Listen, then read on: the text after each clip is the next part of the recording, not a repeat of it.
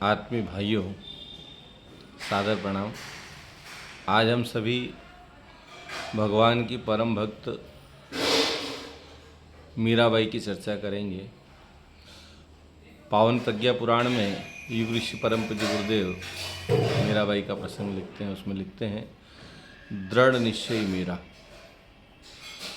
मीराबाई राजस्थान के मेड़ता घराने में जन्मी। आपका विवाह चित्तौड़ के राजकुमार से हुआ। वे मन से अपने को भगवत समर्पित मानती थी और भक्त के साथ साथ असाधारण रूप से साहसी भी थी। भक्त होना पर्याप्त नहीं है, भक्त के साथ मन में साहस और हिम्मत भी होना चाहिए। भक्त के जीवन में कई प्रकार की कठिनाइयाँ भी आती हैं और मीराबाई के जीवन में कई कठिनाइयाँ आई। विधवा हो जाने पर उनने अपना जीवन परमार्थ प्रयोजनों के लिए लगाना मन में संकल्पित हुई। ससुराल परिवार की ओर से रूढ़िवादी होने के कारण घर से बाहर नहीं निकलने देना, उन्हें पिंजड़े की पंछी की तरह कैद करके रखना और घुट घुट कर मरना उनको स्वीकार न था। वे अपनी प्रतिज्ञा पर अड़ी रही और संतों के संग गोष्ठियों में सम्मिलित होती रही। धर्म प्रचार के निमित्त परिभ्रमण करती रहती थी। ससुराल वालों ने अनेकों त्रास और प्रतिबंधों की परवाह न करते हुए साधु संग, वो कहती थी कि साधु संग बेटी बेटी लोक लाज खोई। त्रासों का सहन करते हुए कहती थी, राणा जी रूठे तो मारो करी से। उन्हें अपनी मृत्यु तक की भी परवाह नहीं थी। कई बार उन पर हमले हुए, यहाँ तक कि उनको विष का प्याला दिया गया, सांपों के उसमें कमरे में उनको छोड़ दिया गया, लेकिन दृढ़ निश्चयी मीराबाई ने सबको अपने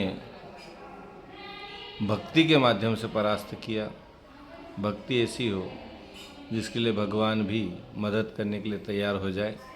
मीराबाई का जीवन वैसा ही रहा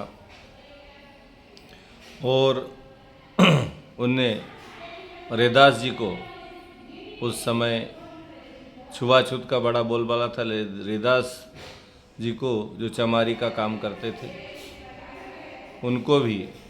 उनको अपना गुरु माना। और राजपूत परंपरा के अनुसार ये अनुचित था कि साहब एक छोटे से व्यक्ति जो राज परिवार राजघराने से कोई उसको अपना गुरु बना ले। मीराबाई ने उसकी भी परवाह नहीं की। अपनी आत्मा की आवाज़ को उन्होंने सुना, माना।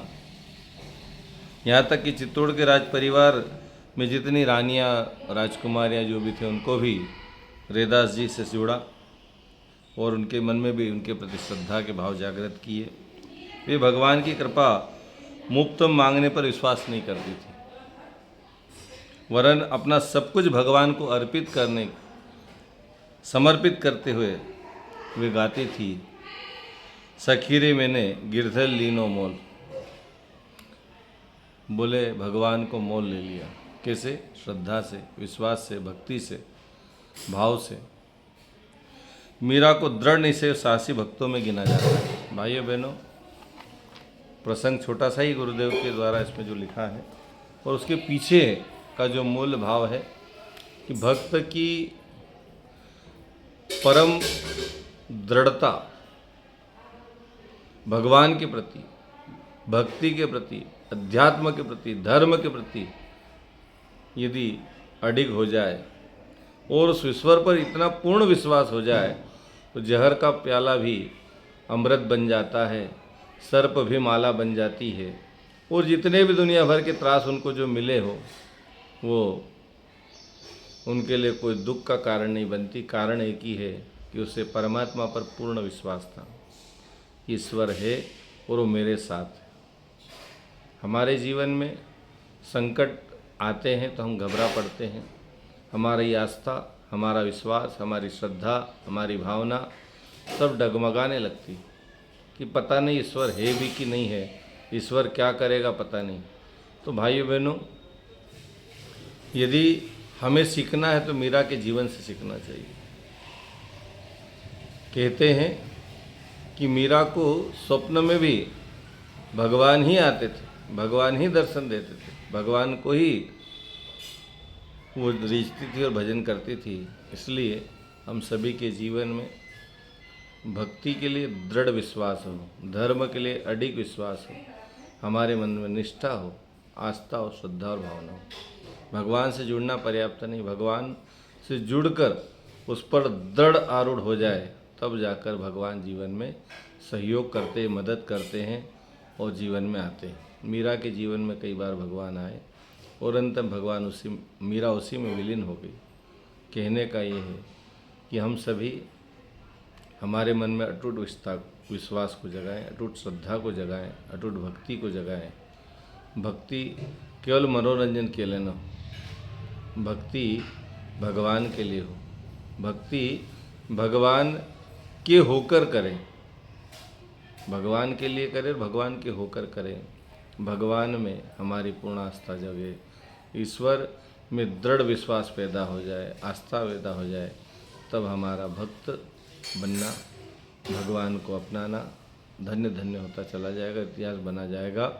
हम सभी ऐसी भक्ति का वर्ण करें जो हमें भगवान से मिला दे और 24 घंटे भगवान का ही सुमिरन हो, भगवान का स्मरण हो, दुख हो या सुख हो।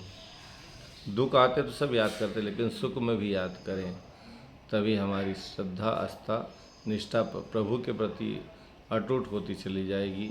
हम सभी ऐसे दृढ़ निश्चयी बने मीरा के समान। ओम शांति।